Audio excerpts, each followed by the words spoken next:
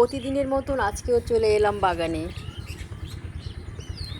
আমার সারা দিনের মধ্যে অর্ধেকটা সময় কিন্তু বাগানেই কাটে, কারণ এখানে ফসল রোপণ করতে গেলে অবশ্যই গাছের পরিচর্যা থেকে শুরু করে, গাছের অসুখ থেকে শুরু করে, মাটি তৈরি থেকে শুরু করে সব কিছুই আমি এক হাতে করে থাকি।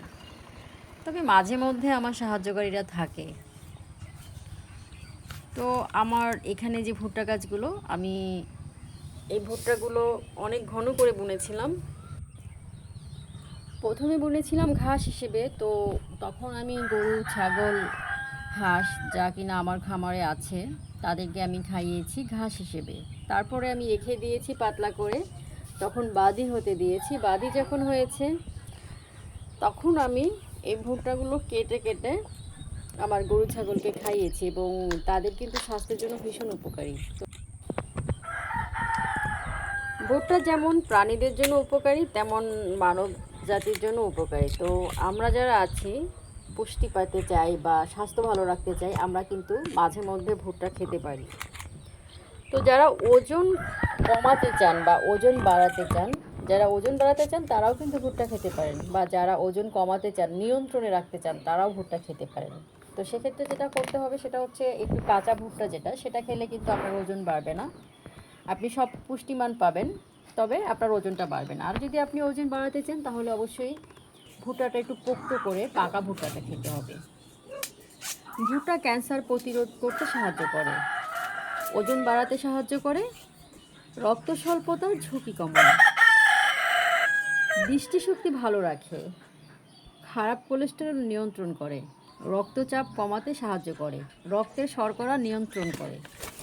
ভুট্টা কোষ্ঠকাঠিন্য দূর করে এবং হজমে সহায়তা করে। এটি একটি শক্তির উৎস হিসেবে কাজ করে। তো দেখলেন তো ভুট্টার কত গুণ। তো যদি ভালো থাকতে চান, সুস্থ থাকতে চান, তাহলে মাঝে মধ্যে কিন্তু ভুট্টা খেতেই পারেন, এবং এই ভুট্টাটা খাওয়াটাও কিন্তু ভালো। মাঝে মধ্যে দেখা যায় যে হালকা কিছু নাস্তা তৈরি করলেন, বাসায় সবাই বসে ভুট্টা ভালো করে সিদ্ধ করে বিভিন্নভাবে কিন্তু আপনি ভুট্টার একটা নাস্তা করে ফেলতে পারেন।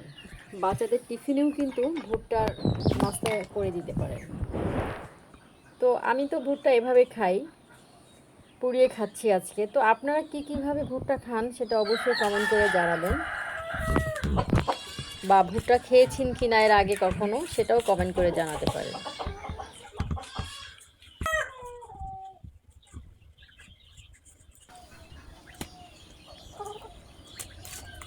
ভুট্টার আটার রুটি করে খাওয়া যায়।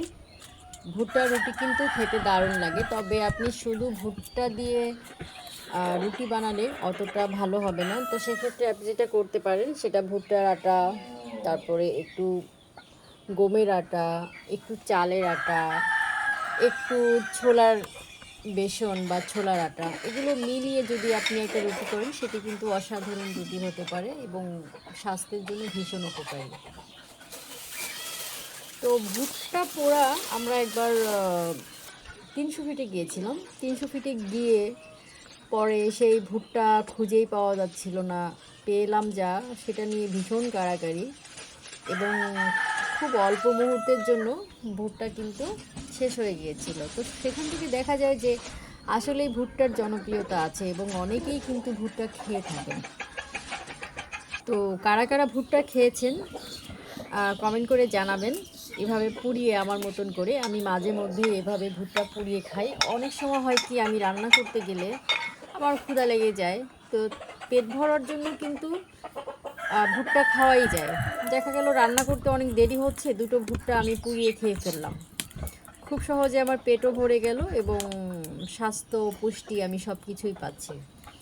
হ্যাঁ, তো ভুট্টাটা কিন্তু ভীষণ উপকারী, এবং অল্প সময়ের ভেতরে এভাবে ভুট্টা পুড়িয়ে খেলে পরে আপনার অনেক সময় লাগছে না। খুব সহজ পদ্ধতিতে আপনি ভুট্টা এভাবে খেতে পারেন।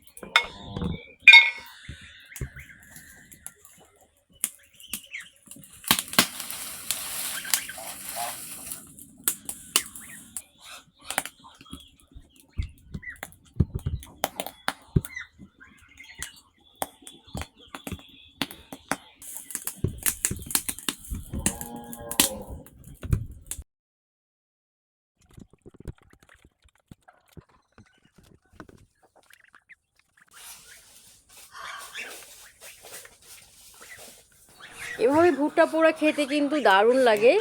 তো আপনারা কিন্তু এভাবে আমার মতন করে ভুট্টা খেতে পারেন। আমি ভীষণ উপভোগ করি এভাবে ভুট্টা খেতে। আমি মাঝে মধ্যেই খাই।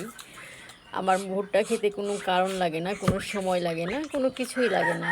আমার যখন মনে হয় তখন আমি আমার বাগান থেকে ছিঁড়ে নিয়ে আসি আর এভাবে ভুট্টা পুড়িয়ে খেয়ে ফেলি। তো আপনারাও কিন্তু খেতে পারেন, অসাধারণ লাগে। এবং যারা এখনও খাননি বা কখনোই খাননি তারা কিন্তু একবার হলেও এটা খেয়ে দেখতে পারেন। এবং স্বাস্থ্যের জন্য যেহেতু ভালো, স্বাস্থ্য উপকারিতা আছে অনেক, তো সেক্ষেত্রে কিন্তু আসলেই খেতে পারেন। তো এভাবে ভুট্টা খেয়ে জানাবেন কেমন লাগলো। এতক্ষণ সাথে থাকবার জন্য অসংখ্য ধন্যবাদ আপনাদেরকে। সবাই খুব ভালো থাকবেন। আল্লাহ হাফেজ।